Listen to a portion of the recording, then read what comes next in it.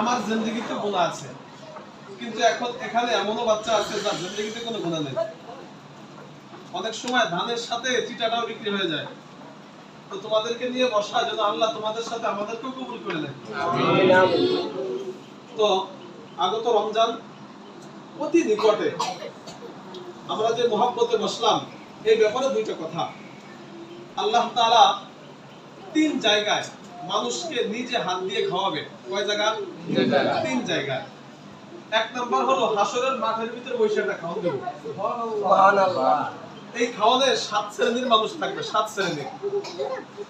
তার ভিতরে 3 নাম্বার জন হলো ওয়ারাজুলান তাহাব্বানি ফিল্লাহ ইজতামা ওয়া তাফাররাকা। 3 নাম্বার ব্যক্তি হলো যে একজন আরেকজনকে মহব্বত করছে আল্লাহর জন্য, একজন আরেকজন থেকে দূরে রইছে আল্লাহর জন্য। এই আমলটা যারা দুনিয়াতে করবে হাসরের মাঠে তাদেরকে আল্লাহ নিজে হাতে খাওয়াবে। সুবহানাল্লাহ।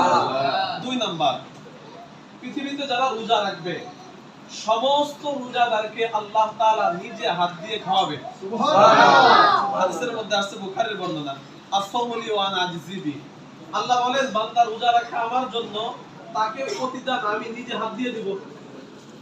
তো আল্লাহর নিজের হাতের সবচেয়ে বড় প্রতিদান কি?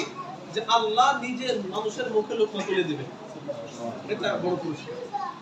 3 নাম্বার, আল্লাহ তাআলা মানুষকে নিজে হাত দিয়ে খাওয়াবে। কোন জায়গায়? বলে জান্নাতে যাওয়ার পরে প্রতি শুক্রবার একটা আয়োজন হবে, সেখানে আল্লাহ তাআলা মানুষের সাথে সাক্ষাৎ করবেন, দিদার করবেন। তো ওই জায়গায় যারা আল্লাহর জন্য, আল্লাহকে রাজি খুশি করার জন্য, আল্লাহকে ভালোবেসে কাউকে যদি কোনো কিছু অর্পণ করে থাকে, এই জাতীয় মানুষের মুখে আল্লাহ তাআলা নিজে হাতে হাত তুলে দিয়ে লোকমা দিয়ে খাওয়াবেন। তো এই মহব্বতেই, এই আশায় তোমাদেরকে নিয়ে বসা।